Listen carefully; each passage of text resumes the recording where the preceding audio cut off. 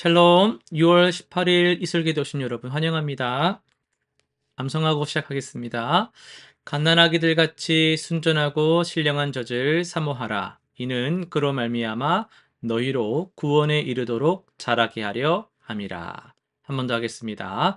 갓난아기들 같이 순전하고 신령한 젖을 사모하라. 이는 그로 말미암아 너희로 구원에 이르도록 자라게 하려 함이라. 베드로전서 2장 2절 말씀. 아멘. 네, 오늘 우리가 살펴볼 말씀은 신명기 23장, 시편 112, 113편, 이사야 50장, 그리고 요한계시록 20장입니다. 네 본문을 특혜라는 관점에서 살펴보도록 하겠습니다. 하나님께서는 당신의 백성들 중 경제적으로 어려운 처지에 있는 자들을 결코 외면하지를 않으십니다.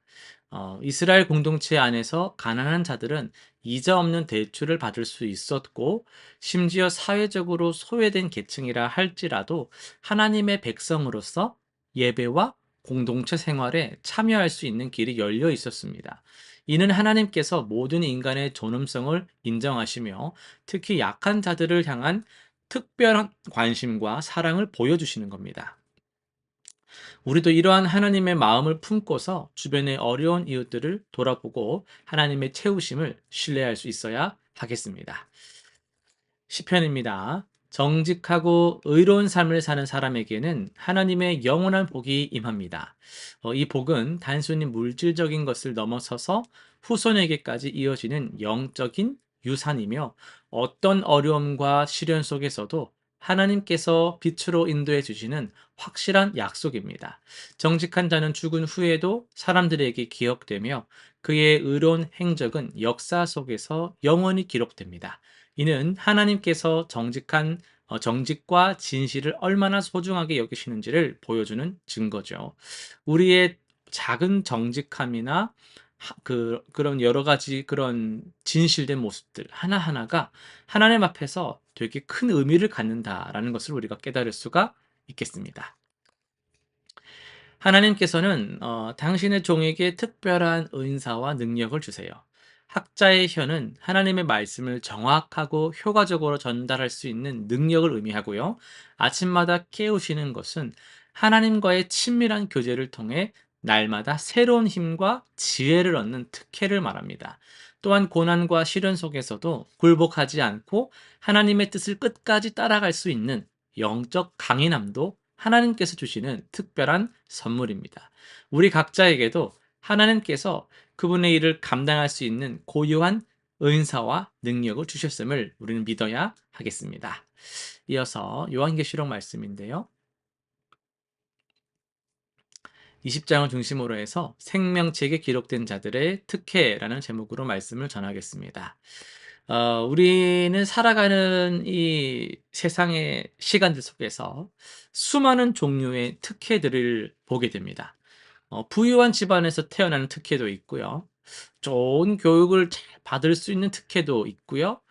또 병원 가지 않는 건강한 몸을 가진 그런 특혜들도 있죠. 그런데 이 모든 세상의 특혜들보다도 훨씬 더 크고 더 놀랍고 영원한 특혜가 있다라는 건 아십니까?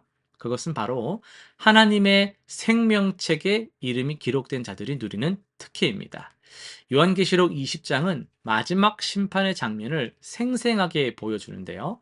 큰 흰 보좌 앞에 모든 죽은 자들이 서 있고 책들이 펴져 있습니다. 그런데 여기서 가장 중요한 것은 생명책이거든요. 15절 보시면 누구든지 생명책에 기록되지 못한 자는 불못에 던져지더라. 는 말씀이 얼마나 엄정한지요. 반대로 말하면요. 생명책에 기록된 자들에게는 놀라운 특혜가 기다리고 있다는 뜻이거든요. 세 가지로 살펴볼 수 있는데요.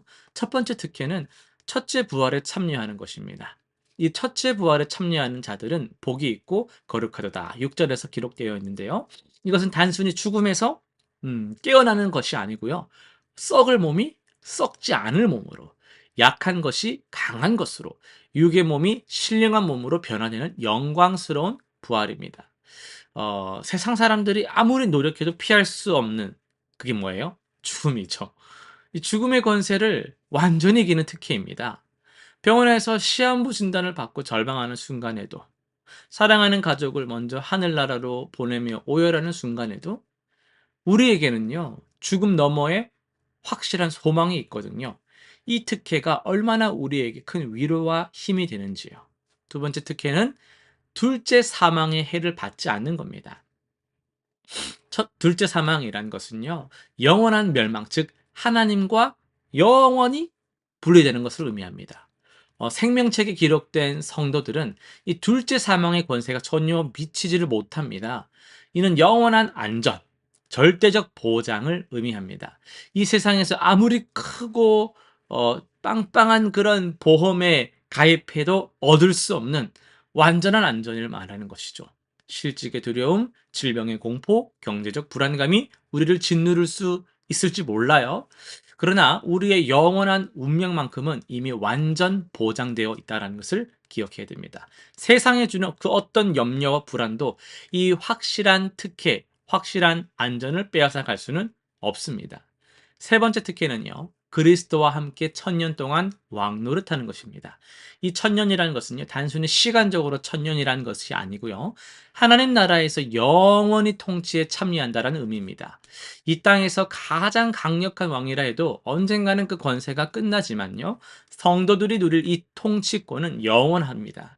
피조물에서 하나님의 동력자로서 죄인에서 왕과 제사장으로 변화되는 놀라운 특혜이죠. 지금 직장에서 무시당하거나 사회에서 소외받고 가정에서 인정받지 못한다고 느끼십니까? 하지만 하나님 보시기에 우리는 이미 왕족이며 영원한 나라에서 통치할 자들입니다. 이 정체성을 아는 사람은 세상의 평가에 흔들리지 않습니다. 이 모든 특혜는 우리의 선행이나 노력으로 얻은 것이 아닙니다. 오직 예수 그리스도의 십자가 사랑과 하나님의 은혜로 주어진 선물이죠. 우리는 이미 이 특혜를 받은 자들입니다. 그렇다면 이 엄청난 특혜에 합당한 삶을 살아야 하지 않겠습니까? 생명책에 기록된 자답게 이 땅에서도 하나님 나라의 백성다운 모습으로 살아가시기 바랍니다. 실천사항 세 가지 한번 정리해 보겠습니다. 첫 번째는요, 매일 아침 생명책에 기록된 자임을 고백하면서 나는 생명책에 기록되었다 이렇게 고백하면서 하루를 시작해 보시기 바랍니다. 어떤 어려움이 와도요, 우리는 이미 영원한 승리자인 것을 기억하면서 담대하고 평안한 마음으로 하루를 살아가시길 바랍니다. 두 번째는요, 아직 생명책에 기록되지 않은 가족이 있다면, 이웃이 있다면 그들을 위해서 기도하고 전도하시기 바랍니다. 우리가 받은 이 놀라운 특혜를 혼자만 누릴 수는 없어요. 사랑하는 사람들도 함께 이 특혜를 누릴 수 있도록 신실하게 복음을 전하는 일에 힘쓰시길 바랍니다. 세 번째는요, 이 땅에서도 하나님 나라의 왕과 제사장으로서의 삶을 실천하시길 바래요. 섬김과 희생으로 이웃을 사랑하고 정의와 진리를 추구하며 거룩한 삶으로 하나님께 영광을 돌리시기를 바랍니다. 기도하고 마치겠습니다. 사랑하는 하나님 아버지, 우리의 이름을 생명책에 기록해 주시니 참으로 감사드립니다. 이 땅의 어떤 특혜보다도 크고 영원한 특혜를 주신 주님께 찬양과 경배를 올려드립니다. 이 특혜에 합당한 삶을 살게 해 주옵시고, 아직 복음을 모르는 이들에게도 이 기쁜 소식을 널리 전하는 우리 되게 하여 주옵소서. 예수님의 이름으로 기도드립니다. 아멘.